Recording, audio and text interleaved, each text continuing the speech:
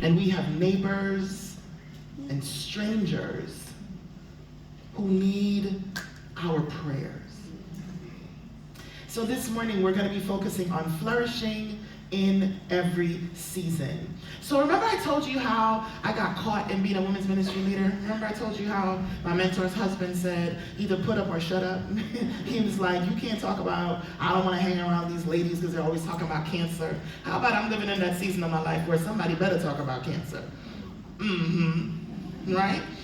And so I become the women's ministry leader, and I started talking to the women, and I realized that one of the things the scriptures teaches is that older women are supposed to do what? To what? Teach the... Right, so I started doing something called For Women Only and For Men Only, and felt inspired by the Spirit to do it. And what we would do in those sessions, we would have women of different ages sitting in a room. And so we didn't go below 16 because you know how your parents are. You don't want anybody talking to your children about anything. And meanwhile, you're not talking to your children about anything. Make that make sense. You don't want to talk about sex with your children. You're uncomfortable, and then you don't want me to talk to your children about sex. So who's going to talk to them about sex? I'm just going to leave that there. Because the young ladies are like, facts. And then we get married and we're supposed to say Jesus. Anyway.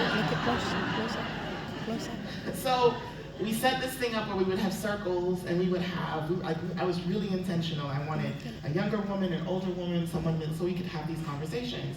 And then I would say to them, tell me what you want to know.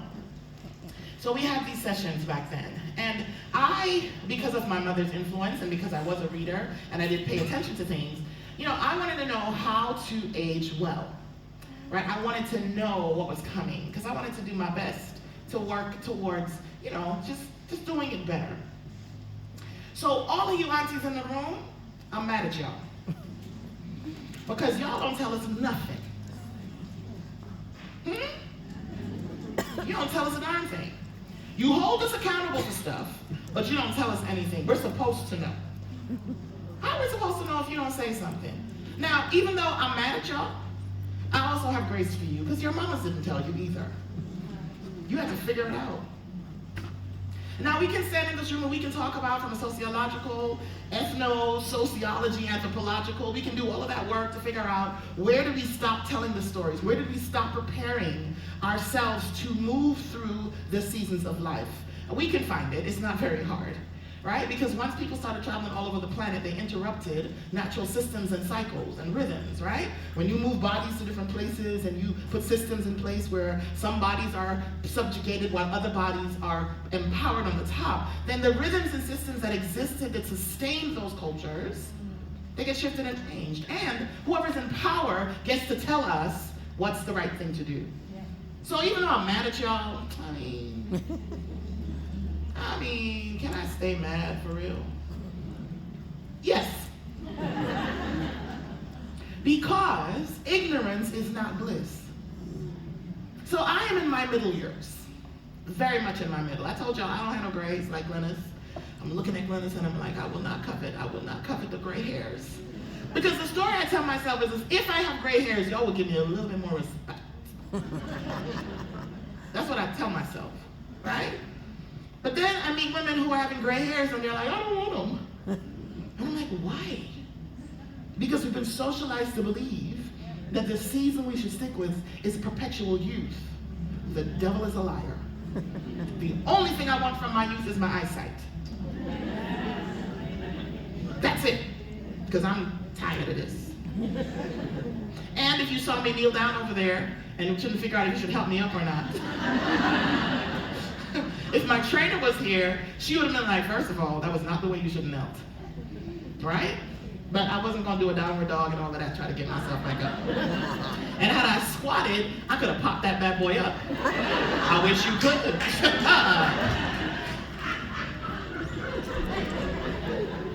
So, flourishing in every season, aunties, requires that we talk to one another and we tell each other what's coming. So far, we've talked about being planted on purpose, My sister who led us in prayer, I appreciated the way you wove all that together. Being rooted to flourish, bearing fruit in the house of the Lord, and now we're talking about flourishing in every season. Ecclesiastes 3:1 says, there is a time for everything and a season for every activity under the heavens.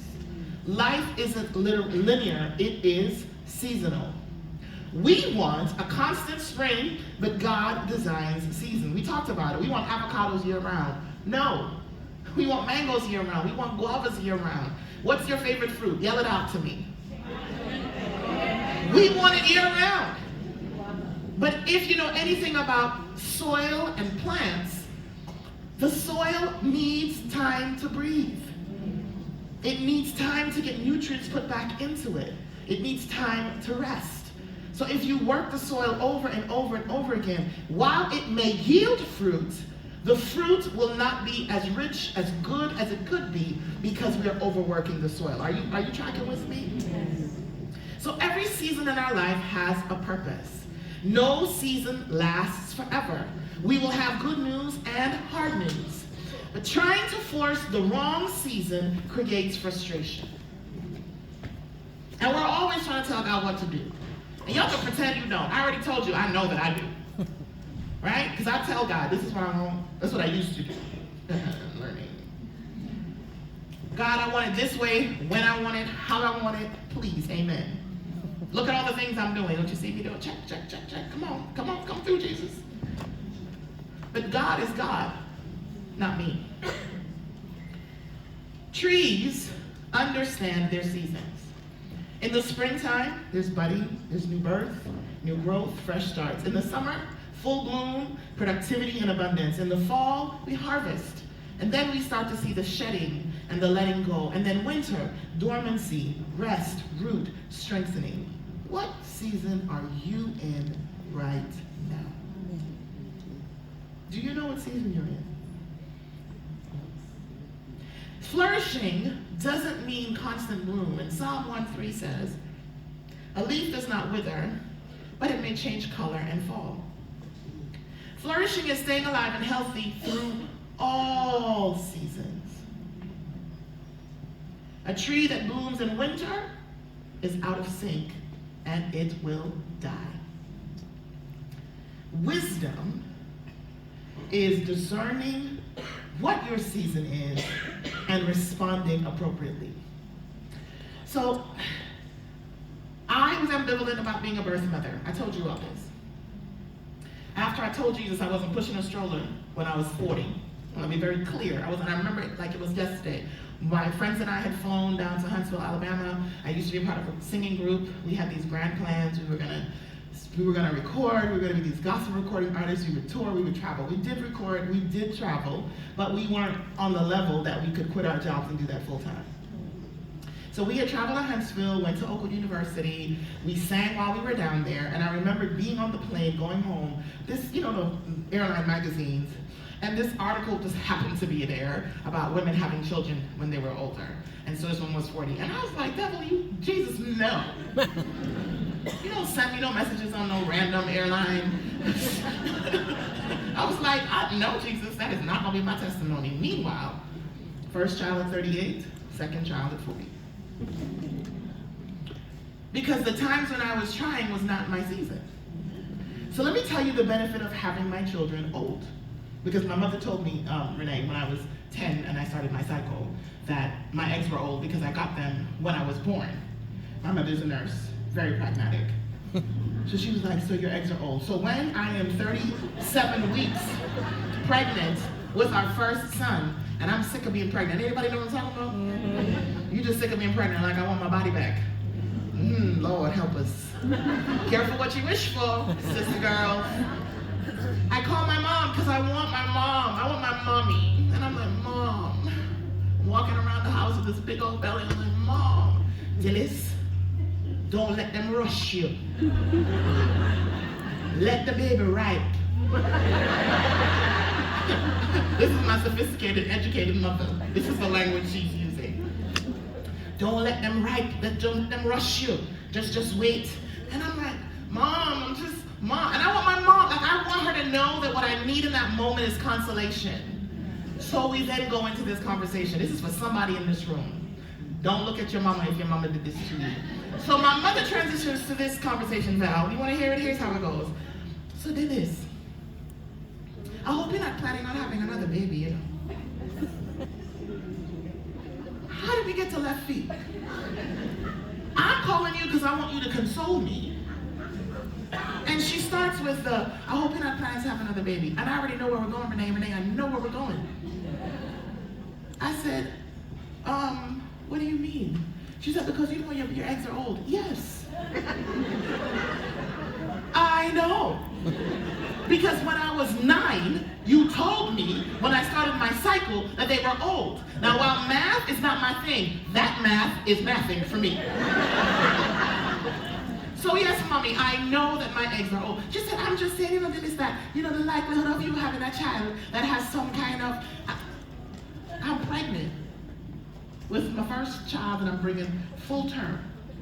And this is the conversation my mama has with me. Then she wraps it up, Val, with but I know you're a praying woman, so the Lord.